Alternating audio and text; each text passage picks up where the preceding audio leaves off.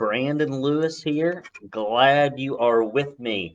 Man, we've got some interesting news headlines to cover here. Some of these things I didn't ever think anyone would actually get around to doing, so I'm kind of glad that a few of our legislators are stepping up to the plate and trying to tackle some of these things that all of us know are really dangerous for our kids. It is right around 4:39, which means most of you in the Eastern time zone are watching this at work.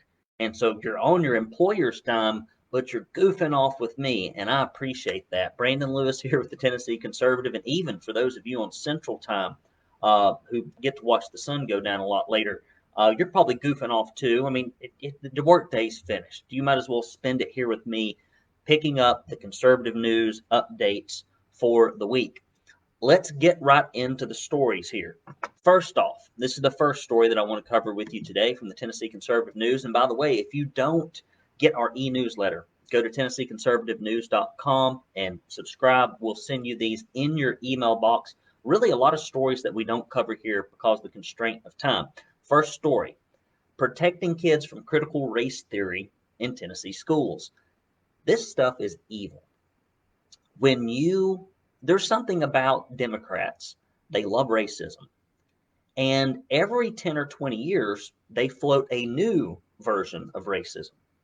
It was used to be, they were really for slavery. And then they were really for the Ku Klux Klan. And then they were really for Jim Crow. And now they've started this thing called critical race theory. And what liberals want to do is they want to push racism against a class of people about every 20 years. This year, the target and the new emphasis is on European Americans. And they love racism. They just like to direct it at different people. And here's a perfect example where we've really let our government schools get out of hand. So here we go. The House Education Administration Committee will come together this morning, that's today, which means it's already happened, to continue work on a proposed legislation which will keep schools from teaching lessons about systematic racism, specifically ideas that fall within critical race theory. While we have not received all of the specifics on what this amendment will address, Representative Reagan does state that it will be upholding what Tennesseans hold dear. Representative Mark White said, "We're getting lots of calls from all over the state from parents in schools who feel very uncomfortable with children coming home exposed to certain things. We know that they're not being exposed to reading, writing, or arithmetic. My word's not his, but they do have time to put this stuff in there." Back to the story. White did not discuss specific complaints that have been received, but he did reference a second grade student who came home and asked his mother, "Am I a racist?" These are terrible things to be putting into kids' minds. Here in Chattanooga, Tennessee, the Chattanooga Chamber of Commerce is pushing this exact same critical race theory stuff. In fact, I had a friend of mine, very good friend, recently resigned from a United Way board because they push this kind of garbage. And conservatives cannot tolerate it. We have to speak up. We can no longer be silent about this because racism is racism. You can call it a different name. You can put it under a different category, but that's what this is. And Reagan says, something's going on that we need to address when a second grader has to ask the question. Or this is White. White continued, "When I was a second grader, I didn't see differences in people because my family never taught me that. So we need to be very careful." And that's true. You start putting all this evil thoughts into kids' minds, they come out changed. And we need to have a colorblind society, not a society that judges people on the color of their skin. It's terrible what these people are pushing and how they have warped and demented their minds to think that this is somehow ethical, moral, or helpful to either the people they're attacking or the folks that they're purporting to help. So on the national side, Hagerty and GOP colleagues introduced concealed carry reciprocal bill. United States Senators Bill Hagerty and several other Senate GOP colleagues have introduced a constitutional concealed carry Reciprocity Act. If passed, this new legislation would allow individuals with concealed carry privileges in their home and state to exercise those rights in other states with concealed carry laws while still abiding by the state's laws.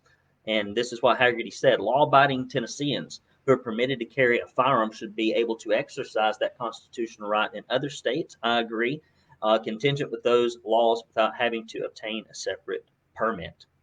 Good stuff. If you enjoy Tennessee news coming to you conservatively, Please do support us, guys. We run on grassroots support. I know every conservative is just like, I'm going to watch this stuff for free. I'm going to read this stuff for free. Somebody else is going to give. Please do go to TennesseeConservativeNews.com. You can click the link. It's either above or below this video. I don't care, $10 a month, $5 a month, $50. If you give $50, we'll send you this wonderful, proud Tennessee conservative tumbler. If you put criminal race theory into this and you close it up and you shake it, you know what comes out? No racism. Because this strips it completely out. Maybe some people in a public education, in our universities, and our chambers of commerce might need something like this so that they can get back to basics in their humanity, treating people like people instead of like animals, which is how you would treat animals, is classifying them by their appearance and not by the content of their character. Additionally, when you give any amount, we will send you this directory of state senators and state representatives so you can contact them in support of their reforms to the school to keep this critical race theory out. Please go there, guys. We run on grassroots support. If I don't have any support, we can't continue to do this. So please go there and give whatever you can. The liberals are giving. That's why we are outnumbered 80-1 in Tennessee. So we need your help. On to the next story. On the national level, Texas counties declare disaster over border crisis. 4 Texas counties have issued disaster declarations and called on the governor for help because of the escalated crime in their communities resulting from a surge in illegal immigration.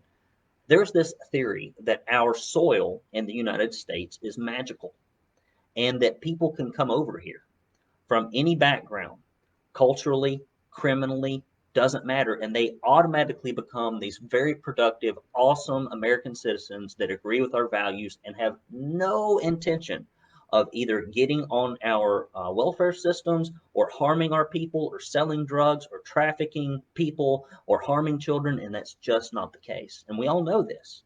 And they like to use racism to put on people for folks just pointing out the obvious. Back to the story. In response, Greg Abbott has asked counties and state agencies to report the financial costs to his office in an attempt to be reimbursed rather by the federal government for the strain being placed on law enforcement. All counties report that their law enforcement and other county resources are inundated with cross-border crime and human smuggling on a daily basis. Yeah. Good people don't do human smuggling. If you got human smuggling going on, you got to look at your clientele. This is a bad thing. This is what Goliad County Attorney Mike Bennett had to say. I've never seen anything quite like this. Things pretty much started drying up on the border during the last administration.